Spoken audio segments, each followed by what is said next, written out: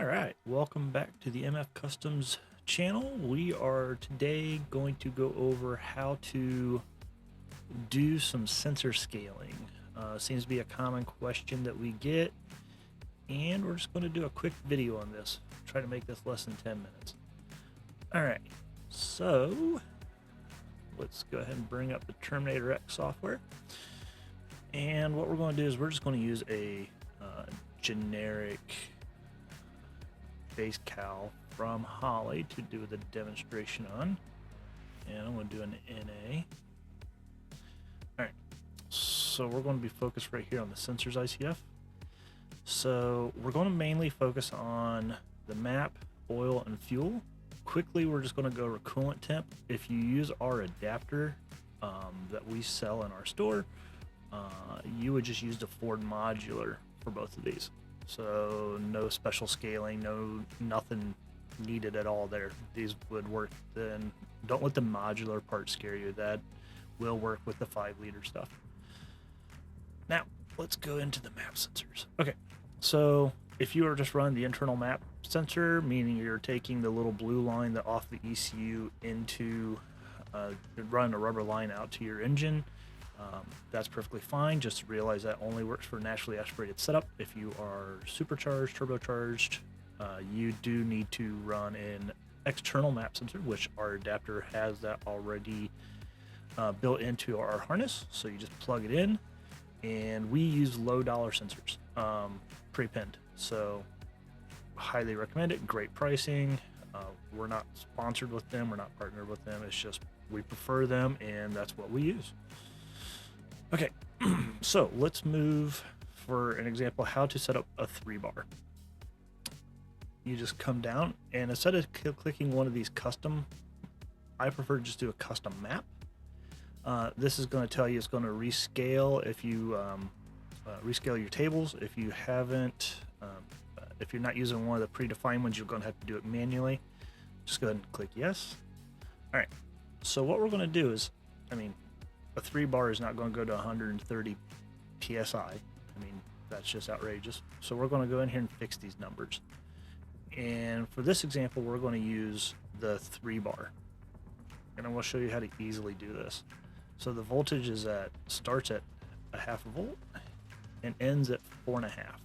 The map 0.50, 4.50, highlight, right click, fill row, 14.5, max is 29 or 300 kPa. So I'm going to select all, put 29.0 here, click, drag, right click, fill row. Okay, now if yours does this, don't click on anything, just go over to the left, click oil pressure, go back to map, and it's fixed. And if you want to validate, it's 26.1, 23.2, 26.1, 23.2.